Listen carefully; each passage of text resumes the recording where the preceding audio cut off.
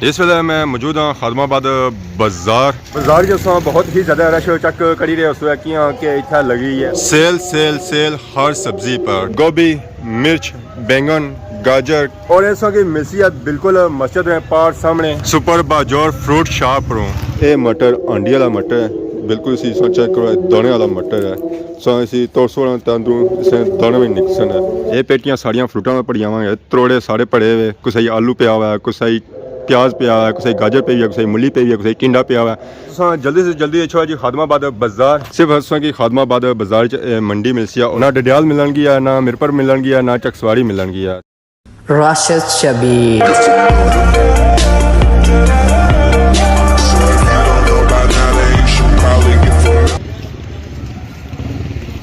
अस्सलाम वालेकुम and good morning Soni खिदमत एक और बड़ा न्यू ब्लॉग का हाजिर हुआ उम्मीद करना सो सारी ठीक ठाक हो जितना भी सो अपनी जिंदगी ऐसे तरीके गुजारने हो सो इस वेले मैं मौजूद हाँ खादमाबाद बाजार जो सो बहुत ही ज्यादा रश चेक करी रहे उस कि इतना लगी है मंडी सब्जी और फ्रूट ने और सब्जी मिलती है 150 रुपये 2 किलो और ऐसा की मिलती है बिल्कुल मस्जिद में पार सामने सुपर बाजार फ्रूट शॉप रो इतना की हर किस्म की सब्जी मिलती है गोभी मिर्च बैंगन गाजर खीरा मटर पालक बंद गोभी टिंडा गंगलू आलू शिमला गाजर टमाटर हर किस्म की वैरायटी मिलती है और उस तो बाद नाल ही धनिया भी मिलती है मूलियां भी मिलसन है चुकंदर भी मिलती है फ्रूट तो है ही है और ये सारा सामान बिल्कुल फ्रेश और ताज़ा है। अस्सलाम वालेकुम अल्लाह शुक्र सुनाओ से ठीक है मंडी शुरू करी कहती रहे कितने दिन रह गए तीसरा दिन है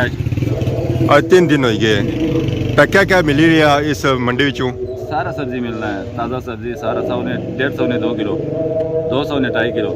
गोभी भी मिली रही है मिर्च भी मिली रही है बैंगन भी मिली रही है गाजर भी मिली रही है मटर भी मिली है खीरा मिली रही है सब 100 ने 5 गड्डी है पालक 100 ने 5 गड्डी और बाकी जी सब्जी है वो सारी सब्जी 150 ने 2 किलो है तो फ्रूट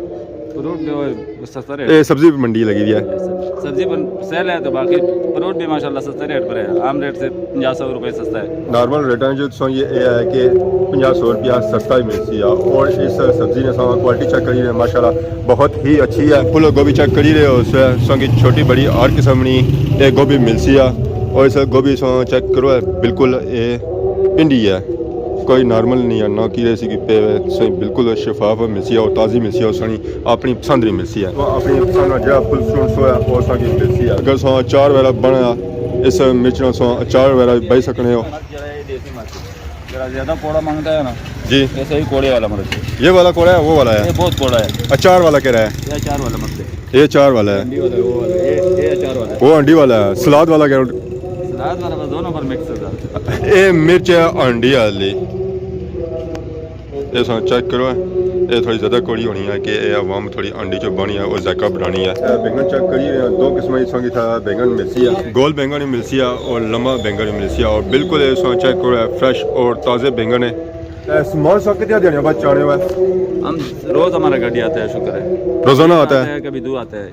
कभी 2 आ जाना है ज़्यादा एक तो रोज़ आता है एक किधर से उठाता है सामान इस्लामाबाद मंडी से बिल्कुल इतना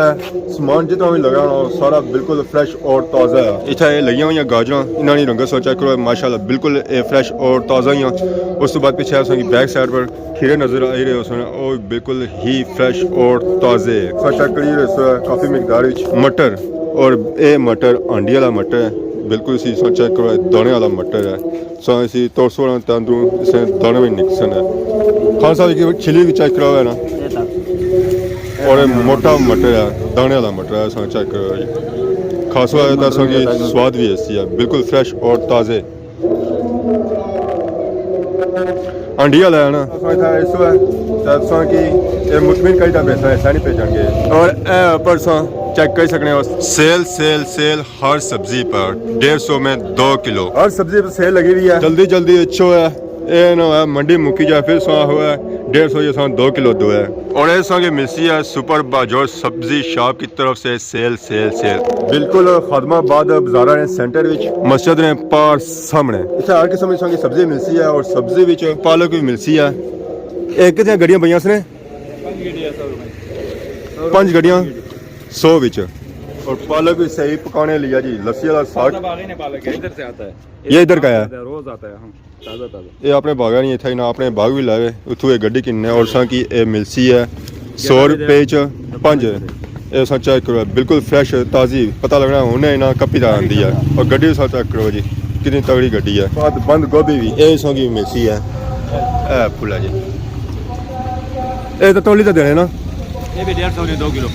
150 नहीं 2 किलो। और उसके बाद अस बैक साइड में चेक कर ही रहे हैं टिंडा भी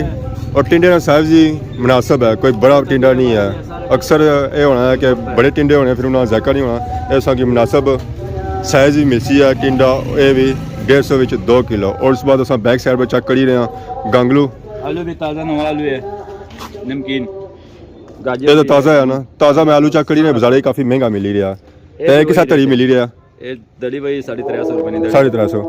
ये रेटा में ऐसा की सारी सब्जियां मिल रही हैं। और एक गांगलू भी चेक करो जी बिल्कुल फ्रेश और ताज़े और साफ सुथरे गांगलू। 150 ने 2 किलो। बैक साइड पर गाजर भी है और टमाटर भी है। टमाटर का रेट भी है 150 ने 2 किलो। 150 में 2 किलो सारा सब्जी पर एक ही रेट है। ठीक हो गया। शिमला भी शिमला भी सब शिमला हालांकि मार्हले जाए मौसम को नहीं है मौसम ने कराची वाला शिमला है, काटन वाला ये तक ना ये नीचे तक एक चीज़ आता है। बिल्कुल एक साइज ही है कोई ऐसा की मर्च डैमेज नज़र नहीं अच्छन की है। ना ना ये साफ सुथरा माल है। साफ सुथरा माल सब किन्ने साइज है कि नो ना अंडी पकावना कार जेदा है अजी खाओ है बाल कटाने बड़े सब्जी ऐसा की मिलसी है। उस तो बाद ऐसा की इथों मिलसी है फ्रूट विच केला गनेरी सेब माल्टा किनू भी और फ्रूटर भी और मौसमी भी। उस तो बाद अमरूद और अनार भी इथों इंशाल्लाह मिलसी है। फ्रूट जितना भी चली रहा सारा सा फ्रूट इथों मिलसी है। और सब्जियां मूली भी मिलसी है चुकंदर भी मिलसी है धनिया भी मिलसी है सरियां भी मिलसी है। जिस किस्म का साग पकाना चाह रहे हो हर किस्म मिलसी है साग संगी पालक भी चाहिए चाहे सरियां भी चाहिए चाहे तोड़िया भी चाहिए चाहे मूलियां पत्रा चाहिए चाहे पलूनी ना चाहिए और इस की इंशाल्लाह मिलसी है। बस कि नेले बनो है जार अच्छो है इतना खादमाबाद इस दुकान अच्छो है तो इतना खुश करता है पैसा ना इंशाल्लाह इस ऐसा नहीं भेजनगे अथैर कुछ दे पैसा चाहे वो गाजरा होना चाहे टमाटर होना चाहे आलू होना चाहे गंगलू है चाहे शिमला है चाहे धनिया है चाहे टिंडा है चाहे गोभी है बंद या फुल आली। उस तो बाद